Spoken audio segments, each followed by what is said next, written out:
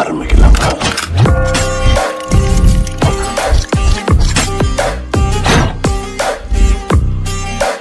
அடுத்ததான் நான் வந்து கரம் மசாலா ரெடி பண்ண போகிறேன். அதுக்கு என்னென்ன தேவைன்னு பார்க்கலாம். சோம்பு 50 கிராம், கசகசா 50 கிராம், இது வந்து ஸ்டாரு, மராட்டி மூக்கு, இதெல்லாம் 50 கிராம், மிளகு சீரகம் ஒரு ஸ்பூனு, இது அந்த கல்பாசி கொஞ்சம், பிரியாணியில் கொஞ்சம், ஏலக்காய் 50 கிராம், லவங்கம் 50, பட்டை, அவ்வளோதான். இப்போ எல்லாம் வறுக்கணும். இப்போ வறுத்துட்டு பொடி பண்ணணும். ஃபர்ஸ்ட் நான் இதை போட்டுருவேன்.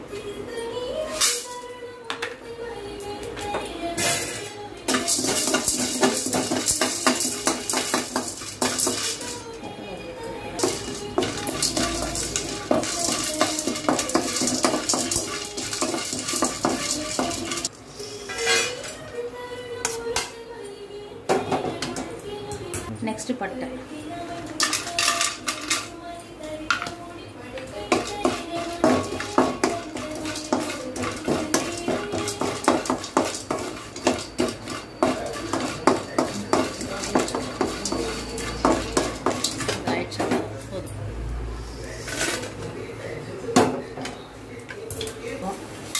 இதையும் அப்படியே போட்டுருவேன். மூட்டை ஒன்றா வறுத்துறேன்.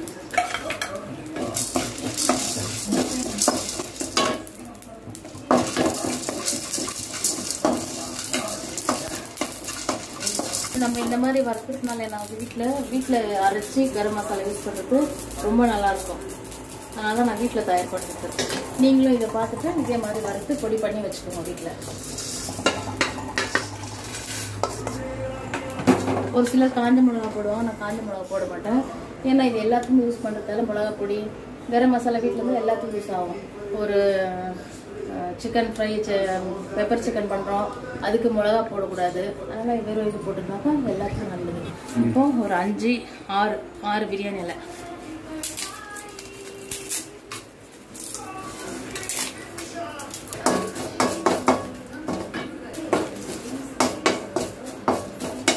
எல்லாமே நேரம் கடையில் வைக்கிறது வந்து ஒரு 10 ரூபா பேக்கெட் வாங்குறோம். ஒரு சமையல் தான் யூஸ் ஆகுது. இது எல்லாமே சேர்த்தா என்ன எவ்வளோ வரும்? 100 ரூபாய் இருக்கும், அவ்வளோதான். இது வரும் ரொம்ப நாள், ஒரு 1 மந்த் வரும் இது கரெக்டாக.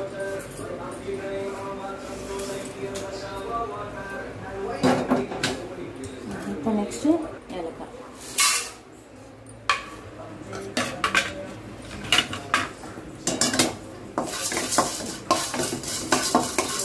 இது ரொம்ப ரோஸ்ட் ஆகணும்னு இல்லை, சும்மா அந்த சிம்மில் வச்சுட்டு இந்த அளவில் இருந்தால் போதும். இதிலேயே வச்சு வறுத்து கொட்டிட்டு ஆற வச்சுட்டு பொடி பண்ணி வச்சுட்டா சூப்பராக இருக்கும் வாசனை. இப்போ நான் செய்கிற அளவில் அப்படியே வச்சு அரைச்சி பார்த்துட்டு எனக்கு கமெண்ட் பண்ணுங்க.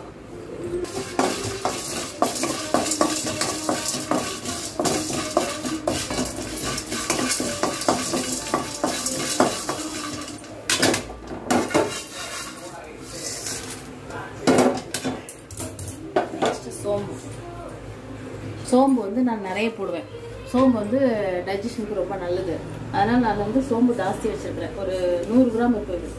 நாட்டி பாரம்ன்றது கொஞ்சம் மோட்டா வரும். இது வந்து பொடியாக இருக்குது நாட்டி. இதுதான் நான் எப்பவுமே சோம்பு போடுவேன். இது ஒரு 100 கிராம். எல்லாமே 50, இது 100, 50 கிராம் எக்ஸ்ட்ரா.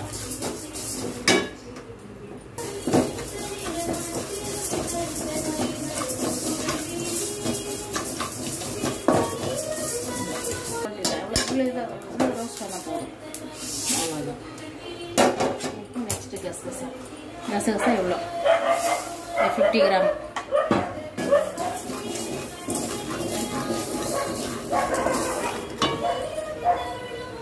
இந்த கலர் வந்தால் போதும். பாரு, இந்த கலர் கொஞ்சம் வறுபட்டா போதும், அவ்வளோதான். இப்போ நான் ஆஃப் பண்ணிடுறேன்.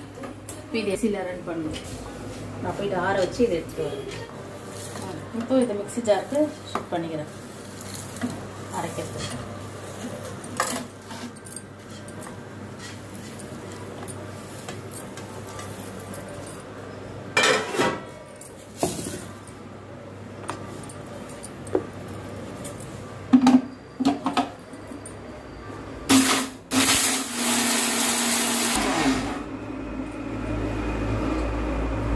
இப்போ இது வந்து எல்லாமே கொஞ்சம் கொஞ்சம் தான் போட்டோம். இப்போ கடையில் வாங்கினா என்ன ஆகுது, கொஞ்சம் தான் வருது.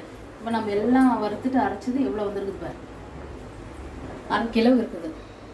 இதே வெளியில் எவ்வளோ விலை தெரியுமா, டேஸ்ட்டும் கிடையாது. இது நம்ம இது மாதிரி வீட்டில் அரைச்சிட்டாங்க எல்லாத்துக்கும் யூஸ் ஆகும். இவ்வளோ பொடி வந்துருக்குது. கரம் மசாலா ரெடி ஆயிடுச்சு. ஸோ எனக்கு தெரிஞ்சு வந்து வீட்டில் இந்த மாதிரி வறுத்த அரைச்சிக்கிறது வந்து ரொம்ப பெஸ்ட்டு. ஏன்னா கடையில் வந்து ரொம்ப என்ன சொல்றது, ஒரு சிந்தட்டிக்கான ஒரு ஃபுட் ப்ராடக்ட்ஸ் வந்து இது பண்ணுறாங்க. அது அவ்வளோ ஹெல்த்துக்கு கேடு.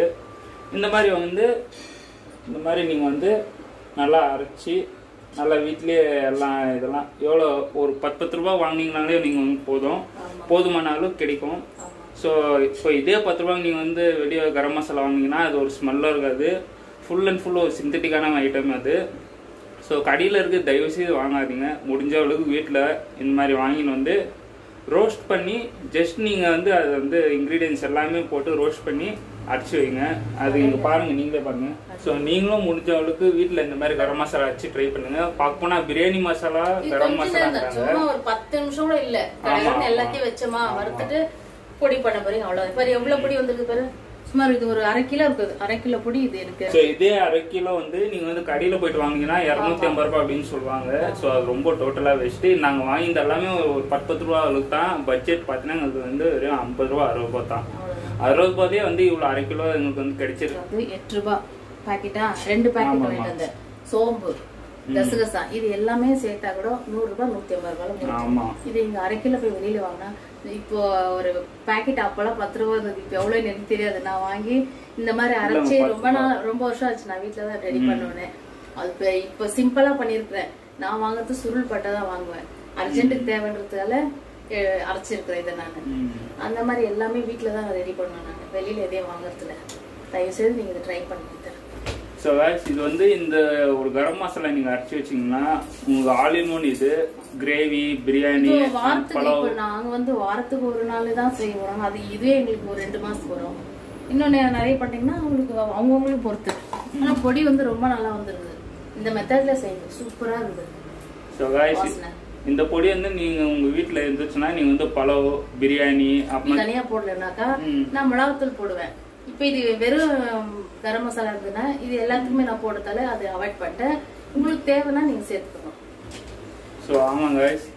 ஸோ இது வந்து நீங்க இயர்லி ஒன்ஸ் இல்லை மந்த்லி ஒன்ஸ் நீங்க வந்து அரைச்சி வச்சிருந்தீங்கன்னா உங்களுக்கு வந்து ரொம்ப ஆண்டு வரும்.